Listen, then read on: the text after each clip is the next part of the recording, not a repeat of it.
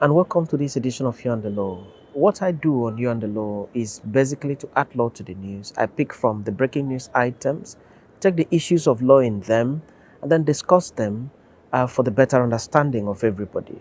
My name is Ekeminudim. I'm a legal practitioner, and I'm always glad to know that you're there keeping me company on this channel. The Federal Attorney General occupies a very sensitive position in the government of Nigeria. For instance, of all the ministers that the president has the power to appoint into his cabinet, none of them has been listed in the Constitution of the Federal Republic of Nigeria. It is only the Minister of Justice that has a provision in the Constitution of the Federal Republic of Nigeria specifically mentioning that an Attorney General and Minister of Justice shall be appointed for the government of the Federation of Nigeria. So that shows you how sensitive the office of the Attorney General is. That shows you the importance, the prime of place of the office of the Attorney General, even in the Constitution of the Federal Republic of Nigeria.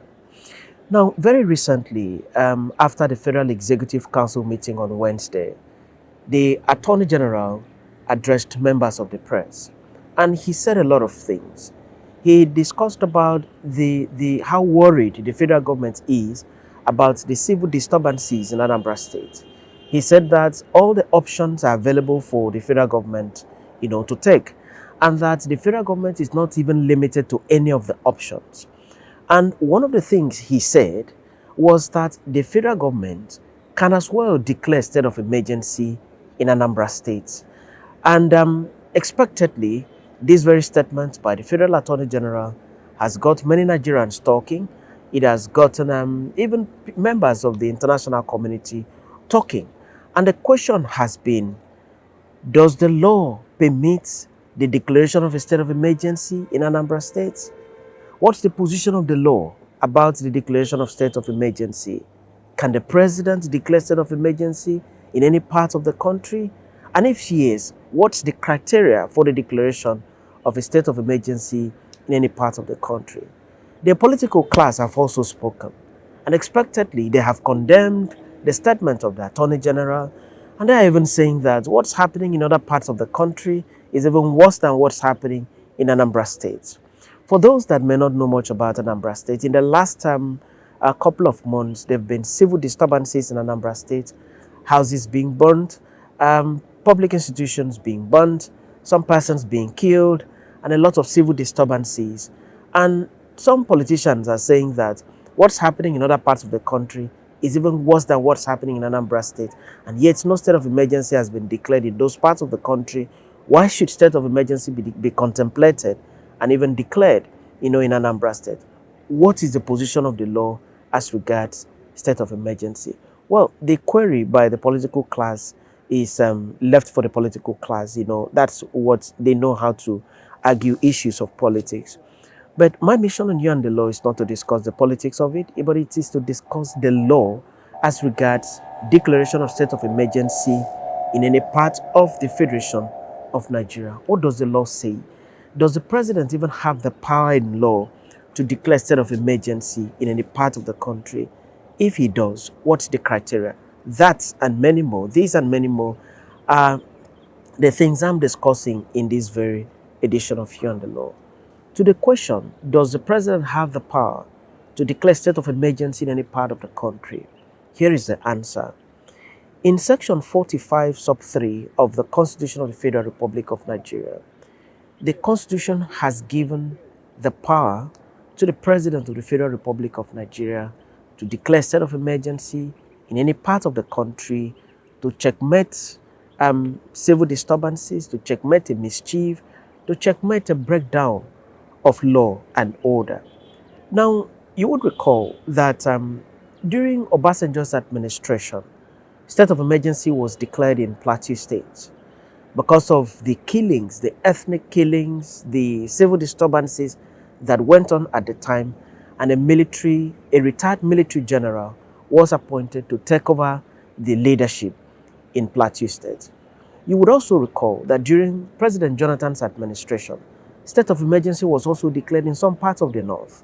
But the difference between the state of emergency that was declared by Obasanjo and the state of emergency that was declared by Jonathan was simply that in Obasanjo's time, the state of emergency was total to the extent that the seat of the governor of Plateau State was handed over to a military administrator. In Jonathan's time, his own was partial to the extent that the governors were still running, except that there was military oppression in some parts of those states that the state of emergency was declared. So that shows you clearly that the declaration of state of emergency by the President of the Federal Republic of Nigeria is not a new thing. It is something that is there in the Constitution. It is something that the President has the power to do so as to bring order and peace to the civil society. But the other question is it something that the President can just declare by his power, by his might, and without, can he just wake up overnight and then declare a state of emergency? That's the question a lot of people are asking. And the answer to that takes us to the criteria that is expected of the President, a criteria that must be in existence before the President can declare a state of emergency in any part of the country. That takes us to section 305, sub 3 of the Constitution of the Federal Republic of Nigeria. Remember, this is an issue of law. State of emergency is an interruption of the normal things that should happen. It is an interruption of democracy. It is an interruption of the usual way of running a state. And so emergency is imposed, stopping the functioning of a lot of things, stopping the functioning of the basic things that usually happen, in a democracy. So it's a pure issue of law and the Constitution. And so in declaring a state of emergency or in contemplating a state of emergency, the President is expected to look at the criteria provided by the law. And the summary of section 305, sub 3 of the Constitution is that a state of emergency can be declared, 1, if there is actual breakdown of peace, if there is actual breakdown of law and order in society, in any part of the country. That's the number one thing. Actual breakdown of law and order in any part of the country. 2, if there is imminent breakdown of law and order and public safety in any part of the country. 3, any other reason. Okay, so let me explain this. The first one has to do with actual breakdown of peace, actual breakdown of law and order. People are being killed, houses are being burnt, public institutions are being destroyed, police stations are being, set ablaze, schools, a lot of other things. The actual breakdown of law and order has unfortunately taken place in that state of the Federation.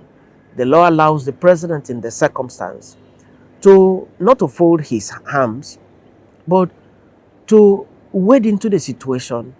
And if declaration of a state of emergency is the most appropriate action to take in the circumstance, the law allows the President to take that action, declare state of emergency, and then so as to find it possible to bring society back to the order, to the peace, and to the orderliness that it should have. So that explains the first criteria, that is actual breakdown of law and order in society. Now, the second criteria is imminent breakdown, imminent danger of the breakdown of peace, of the breakdown of law and order in society. Now, a thing is imminent if it is something that is likely going to happen. If there is a build-up, if the activities in the state are suggestive of the fact that law and order is at the verge of being broken, that there are all the indices to show that if drastic action is not taken, there will be breakdown of peace, there will be breakdown of law and order in that state. So, in that circumstance, Section 305, sub 3 of the Constitution allows the President not to just wait for the breakdown of peace and order to take place, not to just wait, for the civil, for the lives of citizens and for properties to be destroyed, but for the president to take a proactive action. Don't wait until it happens. So the law allows the president in that circumstance to take that proactive action to ensure that a state of emergency is declared to, to avoid that impending breakdown of peace, of law and order in that state. The third criteria is any other reason, okay? Any other reason where the president says, well, from security information given to me, there is this and that would justify the declaration of the state of emergency in that part of the country. The other reasons issue when you have a pandemic, when the pandemic is such that it's about engulfing the entire state, the entire country, and the president doesn't want a spread of the pandemic, and therefore he decides to make a state of emergency to stop movement of people from place to place and so on. So that's another reason that could warrant the declaration of a state of emergency to stop the spread of a deadly pandemic. There's another reason which has to do with when war is about to be waged against the Federal Republic of Nigeria. The president can declare state of emergency in the entire Federation of Nigeria to be able to take measures that can stop the war from being waged, maybe by an external aggressor or maybe by a set of people within the country that are ready to wage war against the Federal Republic of Nigeria. So these are the other reasons. But the three principal reasons, as relates to the Anambra case, for instance, is number one, actual breakdown of law and order in the states. Number two, impending or imminent breakdown of law and order in the states. And number three, any other reason that the president with the Security Council would find appropriate for the declaration of a state of emergency. So this explains the law, the provision of the law, Section 45 sub 3, that allows the President of the Federal Republic of Nigeria to contemplate and declare state of emergency in any state of the Federation, be it in the north, be it in the west, be it in the southern part of the country, and be it in the eastern part of the country. And the other one has to do with the criteria for the declaration, which I have explained for the understanding of everybody. Now, there is also the worry. A lot of people are asking the situation in Anambra State and taking into cognizance the fact that Anambra is about having election in less than a month's time from now. Can we rightly say that the disturbances so far in Anambra State is such that justifies the declaration of a state of emergency by the president as let out to the press by the Federal Attorney General? You see, this is my take on that. Away from politics, talking about law strictly, the provision of the Constitution is so flexible. When you open that section of the Constitution, 305, and look at it, it is so flexible to the extent that it can accommodate a lot of things. It can allow the President of the Federal Republic of Nigeria to say, this reason is why I am declaring a state of emergency. And that action will be supported by the Constitution. It's not cast in stone. It is very flexible. It's fluid. It's such that a lot of things can be accommodated. And here is the danger for the Anambra people. What is going on in Anambra State? The burning of houses, the destruction of public property, the setting ablaze of police stations, INEC, and so many things like that, the killing of people, and the tension in the state is such that when you interpret all that side by side with the provisions of the Constitution on the criteria for the declaration of state of emergency, it is such that the good people of Anambra State should call themselves to order. The government of Anambra State should do everything possible to stem the evil tide that is unfortunately going on in that state. Why am I saying so? Because if it is allowed to continue, then the danger is that the constitution as it is right now can enable the president to activate the power of a state of emergency in that state. And I say this devoid of the political argument and so on. We are talking law strictly here. It is such that it is capable of empowering the hands of the president to declare state of emergency in that state. So what's my message here? The people of Anambra State, the good people of Anambra State, should not play into the hands of the constitution, should not play into the hands of the law. Because if they continue to beat the drum that is going on in Anambra State now, the way the constitution is structured, it is capable of rightly allowing the president to declare a state of emergency in that state. And what do I think? I think that the good people of Anambra State would not want a state of emergency to be declared. Why? Because state of emergency means suspension of the usual activities. The good people of Anambra State are business people. They go out every day to make their living through businesses. Businesses will be seriously affected if a state of emergency is declared in the states. Because you'll be having roadblocks everywhere. You'll be having soldiers doing this, checkpoint and so on. And a lot of people will be scared of going out. And when people are scared of going out, it's certainly going to affect the economy, the economic activities of the states. So I expect that the very good people of Anambra State, hardworking people, people that have every, category of professionals, every category of successful businessmen and women, every category of the who is who, the creme de la creme of the Nigerian society, you can find them in Anambra State.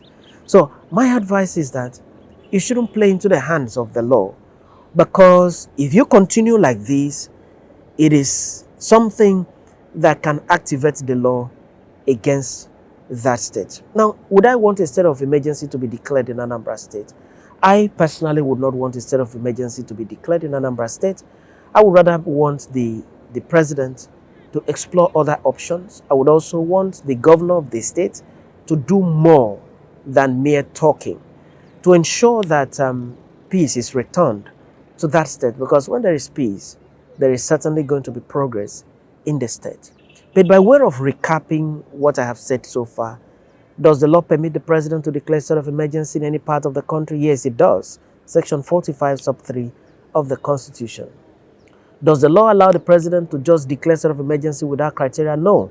The law has set out criteria that must be followed by the president before a state of emergency can be declared. One is when there is actual breakdown of peace and order, law and order in society. Two is when there is imminent and impending danger of breakdown of law and order in society. Three is any other security reason considered to justify the declaration of state of emergency by the president. There are other criteria which are not really relevant to the discussion on ground. It is my prayer that there should be peace in my country, Nigeria. It is my prayer that there should be peace in all states of the Federation, including Anambra State. It is also my prayer that sooner or later, the civil disturbances in Anambra State will be brought to a halt so as to allow democracy to continue to thrive in that state. Thank you very much for watching. That's the much that time can permit for us to be on this very episode of the show. Thank you very much. I appreciate you always. I encourage you to keep watching You and the Law for us to learn as much as we can from the basic principles of law applicable in Nigeria, in Africa, in other parts of the world. My name is Ekeminudim. I'm always glad to be your host on this show. I encourage you to continue watching and do remain blessed.